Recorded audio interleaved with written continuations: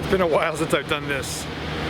So today we're doing a throwback to my earlier days of YouTube, both with camera and location. To learn more, all you gotta do is come along with me. So I'm coming to you from Scranton, Pennsylvania, the location of the former Scranton Lace Company. This was one of my first urban abandoned explorations. And today, a lot has transpired since that time. We're gonna take a walk around, give you an update on this famous property, and also talk more about the camera that I'm using today. So 7 years ago, back in 2016, I filmed this property for the very first time. And prior to any work or construction being done to it, it was in a completely abandoned state, and it was one of my most memorable adventures because there was just so much to see. It was a massive, massive complex, and it was just something that I'll never forget. And the one thing you'll notice in that video, if you haven't watched it, you'll find it linked down below. In that video, I'm very, very quiet. Back then, I was rather shy on camera. I didn't show my face hardly at all. I said very little, just basically showed things on camera and put subtitles on the screen for any information. So if you do watch that video, it may seem a bit weird or strange just because you don't hear my voice like you do in my newer videos. But again, that's before I actually found my voice, found my place in front of the camera. And needless to say is when I made those changes about talking and being in front of the camera, that's when my channel started growing substantially. So I learned a lot over that time. Now, the thing I want to touch base on just before we cover some information about the property here, the location, is the camera I'm using. Now, my earlier days on YouTube, up until just a few years ago, I primarily filmed with cameras like this, a video camcorder, video camera, whatever you want to call it. Specifically Panasonic. I've had various Panasonic camcorders over the years. The one I'm using today is my newest one that I've had for a couple years now. And there's a reason I don't use this for videos like this, and basically it's because of what you see right now. I am really cropped in. I'm holding right now as far away as I can, and I'm still really close to the camera. It's a phenomenal image. It films in 4K. It's got a great microphone, as you can tell, but it's a big, bulky camera. It's on the heavier side, so I can't hold it nearly as long as I could with my action camera, and it just has some very specific uses. I primarily use it for things that require a long zoom, a telephoto zoom. This has a great zoom, as do all the video cameras I bought from Panasonic. And I basically use this today for specific situations like train catching, zooming in down the tracks, excuse me, or if I'm doing something that I need to get a close-up shot from far away, that's when I use this camera. Otherwise, this camera sits pretty quiet and it's just awaiting its use every maybe couple of months. But I wanted to bring it out today just to give you the old school feel of what my videos used to be like. I always used cameras like this, and when I explored this property, I had an earlier model of the Panasonic, which allowed me for some great zoomed in shots, but didn't allow you to see a big whole picture like you do, like say with my Osmo Action 3 action camera, where you got a really wide field of view. So we're gonna walk around the entire property here. We're not gonna go inside, obviously it is an active work zone, so we are gonna be respectful, but I do have some information I wanna share with you both, kind of bring you up to speed on the history of this place, some things about what this place used to offer to its employees, when it closed, and what the plans are now for what is known as Laceworks Village. One other thing I want to mention too is that throughout the years I often got asked by viewers of what type of camera they should get if they want to start doing videos themselves. And there's not really an easy answer to that, but there kind of is. And I'm going to touch base on that a little bit later on in the video. So if you're curious as to the reason I use certain cameras and which kind you should get if you want to start doing videos, stay tuned till later in the video. Now what we're looking at here was once part of the Lace Factory, and I believe this building in this corner lot was subdivided, sold off to a private individual. Now a lot of what we're seeing today is what is left because they actually demolished quite a few buildings in preparation of the redevelopment, but there's still quite a bit left behind, including the famous smokestack. Right here is a chain gate, which was once an alleyway that went in between both sections of the property. There's some catwalks down there in the distance, and this resided on a multi-block surface. And we're actually going to take advantage of that zoom right now. I'm going to come up here and zoom in on the catwalk. So this is one of the reasons why I brought this camera for this purpose right here. So we'll be able to zoom in nice and close. And those are catwalks I actually crossed back in the day to film this. It was back in 2016, 7 years ago, if I didn't mention that already. There was actually two different catwalks. I believe there's only one left right now. The other one was past that one and it's no longer there, but this was essentially like an alleyway. It was really grassy and kind of overgrown. Had a nice apocalyptic look to it back in the day. So what I can tell you is that this property was built in the 1890s. It actually took a few years to construct, and by the later 90s it was in operation.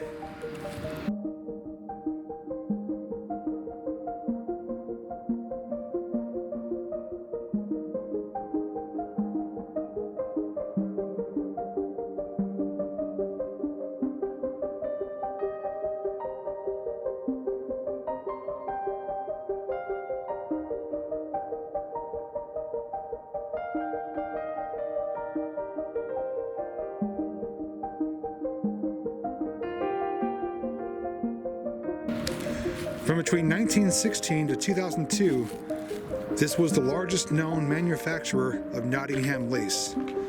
They made everything from napkins to tablecloths to linens. But during the 1940s, they actually produced parachutes and camouflage netting.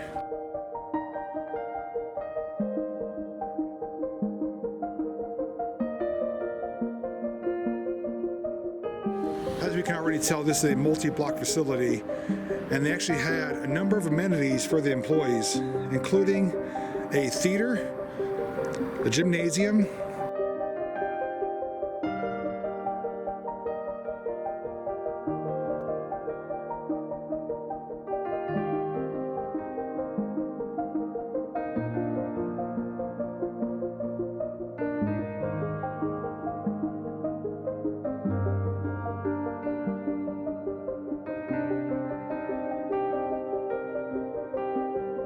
a bowling alley, a multi-lane bowling alley,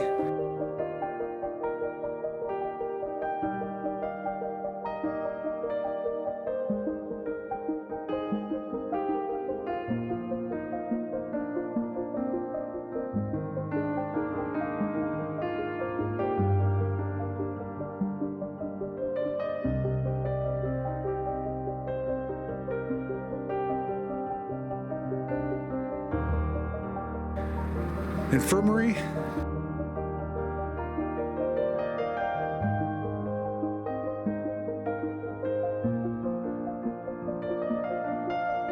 barbershop,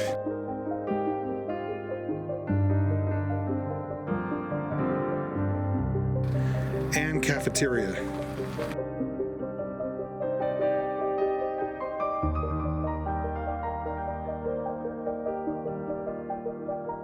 Back in 2002, during mid-shift, the company vice president told the employees that the facility was closed effective immediately and everyone was ordered to go home. Now, after closing in 2002, this place sat abandoned for well over a decade until plans were announced for redevelopment.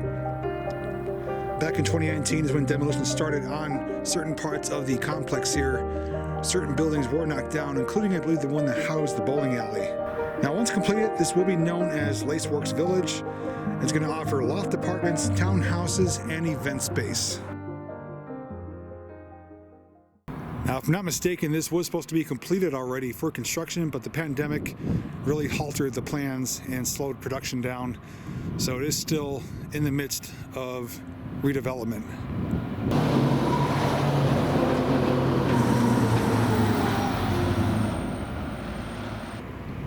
Now, if you were just driving by this property, you would see this corner of the building, which appears to be abandoned, but it is not. It is part of the construction area. Now, since my initial adventure here back in 2016, I had made a couple return trips, and one of my points of entry was right here. That was open back in the day. I was able to walk right in, and I believe in here there was mounds of material, boxes, all types of stuff on the floor. That's because after closing, they actually held a public auction here to basically liquidate whatever stuff they had left behind as far as garments and other things of the sorts. We actually found more evidence of that beneath the personnel building. In the basement there was signage for the auction, more boxes of material. And if you notice right there, looks like the eye in the sky. That's one of the old school original surveillance cameras. Very doubtful it's active right now, but that's been there for a number of years, even when I came back in 2016.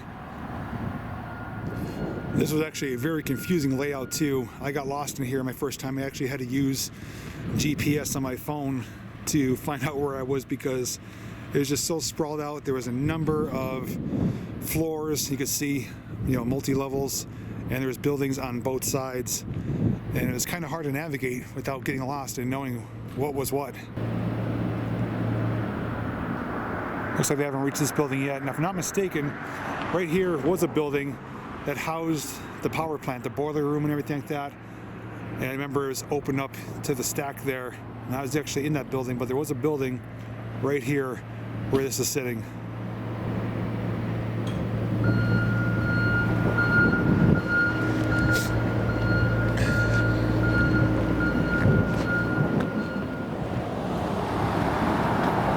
There's one of the old loading docks. You see the bump stops where the truck would back up here, unload the materials in the garage door there.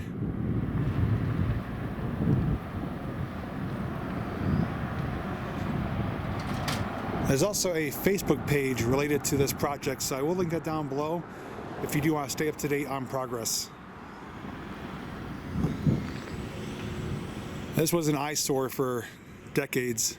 Anyone that lived over here basically was forced to see a rundown building. Property was being overgrown, and obviously people came here. Some people like myself to document it, others to cause mischief and vandalism. You can obviously tell by the broken windows. Now just over there is the levee system. It's actually part of the rail trail, and I believe part of the plans is when this is completed is to have access somewhere from Laceworks Village, whether it's going to be a catwalk or just a direct pathway to connect over to there so you could get people staying here could have quick access to the rail trail. Actually, my mistake, it's not a rail trail, it is just a heritage trail, I believe it's called.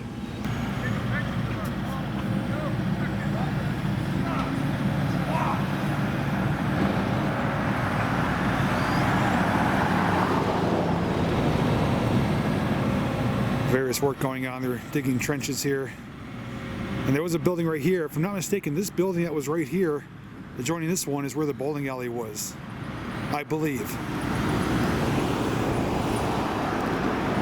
I don't think it was inside of this one based on what we saw through the openings. I think it was this building here that housed the bowling alley, and I think the gymnasium was somewhere in there too. The cafeteria was on the other side, those front portion buildings.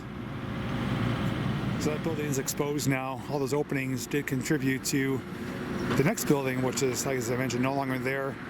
If I'm not mistaken, right there may have been a stairwell or elevator shaft, possibly. And in the background there is the catwalk. That's the only one that is existing. The other catwalk did connect somewhere over here, if I'm not mistaken. Now that is one of the things that are left that was salvaged and it's going to be restored, is that clock tower. That is a prominently known structure in the city of Scranton that can be seen for blocks. And that's going to be operating again in the future. I was actually inside of that clock tower, not all the way at the top. I couldn't do it because I was scared of the heights, but people had been inside of there, but I was up close to the top, and it was quite the sight.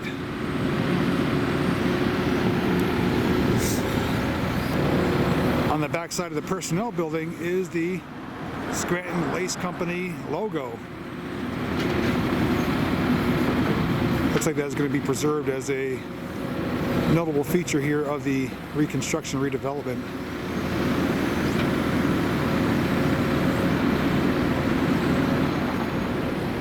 do have a bit of a walk until we get around to the front side, so I want to take this opportunity to talk briefly just about cameras and about why I changed. So, as mentioned, my old school days of YouTube, as I call them, the throwback days, I primarily used video cameras. That's what I had, it's what I liked, what was practical back at the time. But after time, and I've said it before, things change, nothing lasts forever. My content changed, and what I wanted to feature changed. So this camera, or these types of cameras, kind of became obsolete for various things. Like when I go on, say hiking, do, exploring, even abandoned stuff, I very rarely ever take this camera or a camera like this, just because of the reasons I mentioned.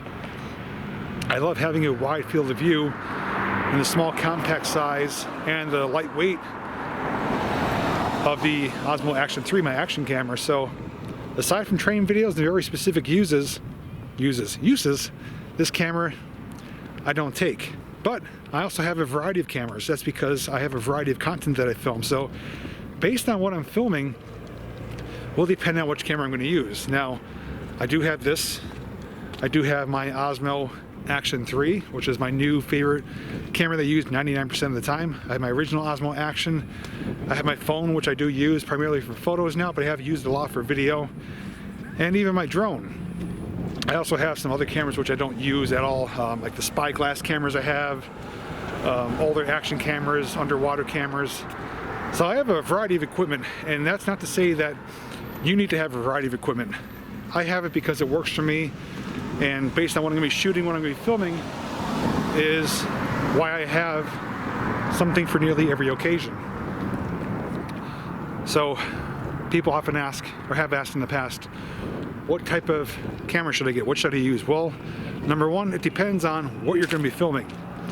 If you're going to be having the camera on a tripod and you want to get long zoomed in shots, a camera like this, which is the Panasonic VX981, may be just for you. If you're going to be doing a lot of exploring, doing nature things, and want to show a lot of what's around you, you may want to get an action camera. If you want to get a really professional looking image and do a lot of photography, you could consider a DSLR or a mirrorless camera that has interchangeable lenses. But needless to say, regardless of what you plan on doing, I say start with what you have. If you have a phone, most phones nowadays, modern phones, film in at least 1080, if not 4K. They take pretty good photos with proper lighting. And you can also get attachments like external microphones, lighting, cages to really raise the production to another level. So you don't have to go out and buy a bunch of equipment or dive headfirst into spending a lot of money when you're starting out, whether it's for leisure, for fun, or for a specific purpose, or to maybe be a content creator. Start with what you have until you get the feel for it, to make sure it's something you want to stick with, and you can always invest in better gear down the road. I bought these things over the years. I didn't buy it all at once, and I've grown to basically collect and have what I need for my channel. And what I have won't necessarily apply for other people's needs or uses or their channels, but it works for me. So here we are at the other end. This is where the alleyway is. It is a paved road now, and it's going to be, whether it's going to be vehicle or pedestrian access, probably vehicle. It is how it looks today. You can see the rooftop of the clock tower there. The building just below it is the personnel building. It was the office building. And over here was a storage area. But we're going to make our way around the front side and get a closer look at those things. Looks like they installed some new fencing adjoining the building here.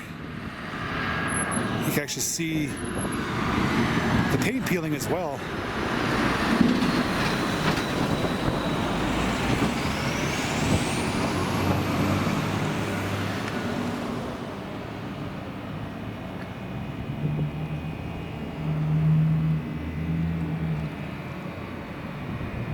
And from right here, I'm going to take a nice shot of the clock tower, which the bottom base of it has been restored. It looks like it is in considerably good condition now.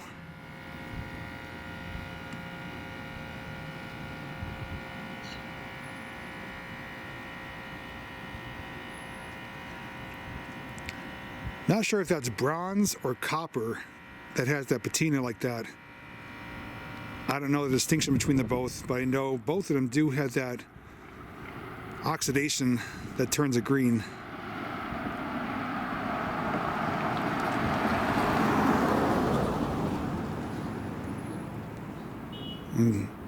One day that'll be a restored, like new looking clock tower, operational.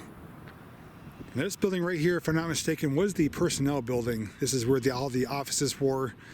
I believe the front right area was maybe the president or vice president's office. We actually went inside of that back in 2016.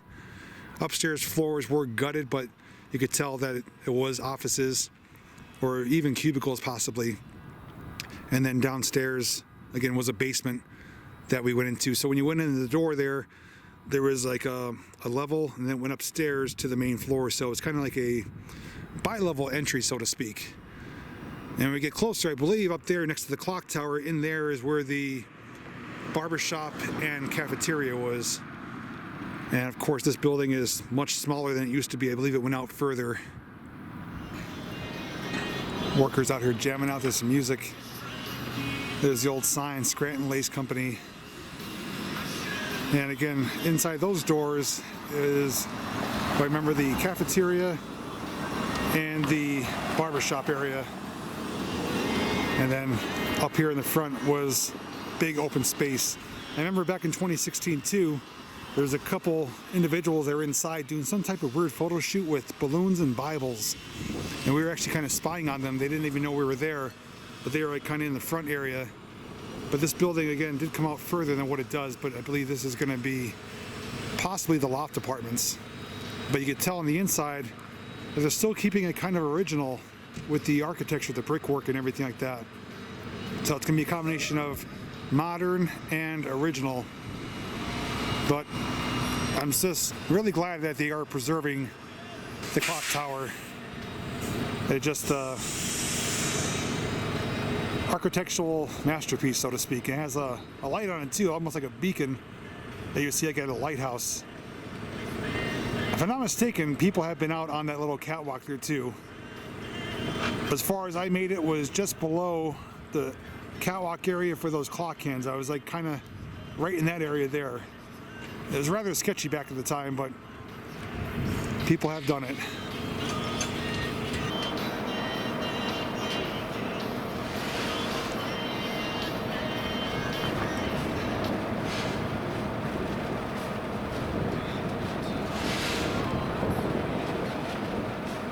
Almost appears like that was another loading dock as well, possibly. Could have been.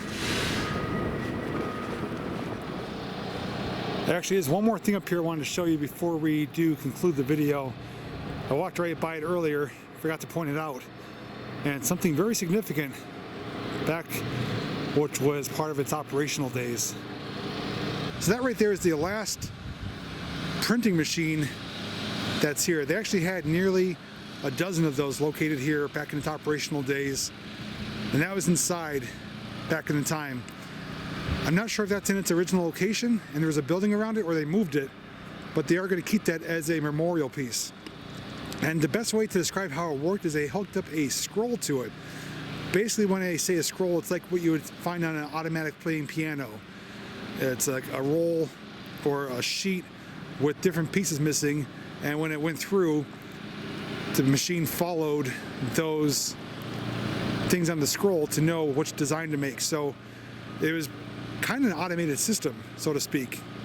I remember finding those scrolls on the floors in the gymnasium and other places of the building, but there was definitely a bunch of them based on which design they wanted to print out. It made it so that they hook it up, put the material in it to feed it, keep an eye on it, and it would print away on its own. And it's a thing of the past, a lost art, so to speak.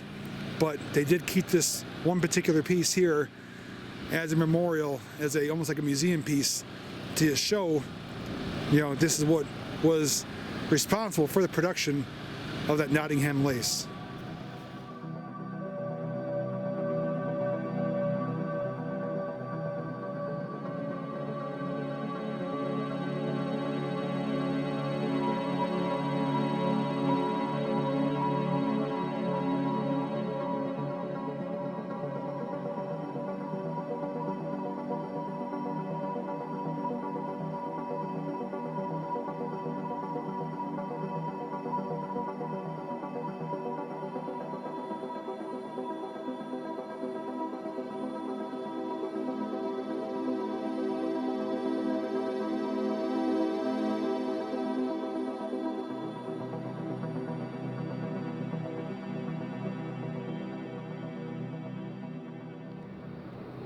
Scranton Lace Company, 7 years later. One of the few pieces, one of the few places that didn't get demolished, destroyed, and developed into a neighborhood or a commercial plaza. It's going to be much different from its intended use when it was originally built, but they're still keeping it kind of original and paying homage to what took place here. And just to think that it operated up until 2002, since the 1890s, that is a long period of production.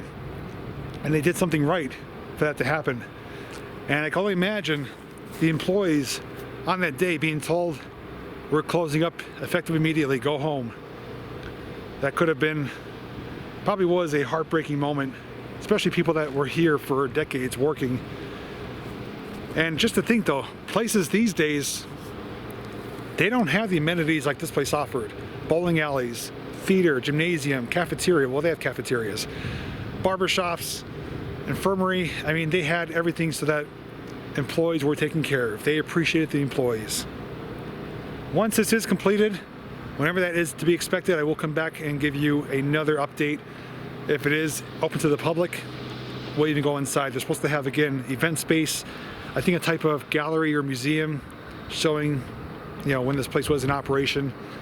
And just we need to kind of come back and see it in a whole new light. So with that being said, don't forget to check the description for my previous tours of this place. And if you want to get more information on the camera I'm using today, there will be a specific link for that as well that could get you some more details on Amazon. Otherwise, thanks for joining me for this throwback to my earlier days at YouTube, both with camera and location. It was a lot of fun, and I'm glad I was able to share it with you. So otherwise, guys, thanks for watching, and as always, I'll see you in the next video.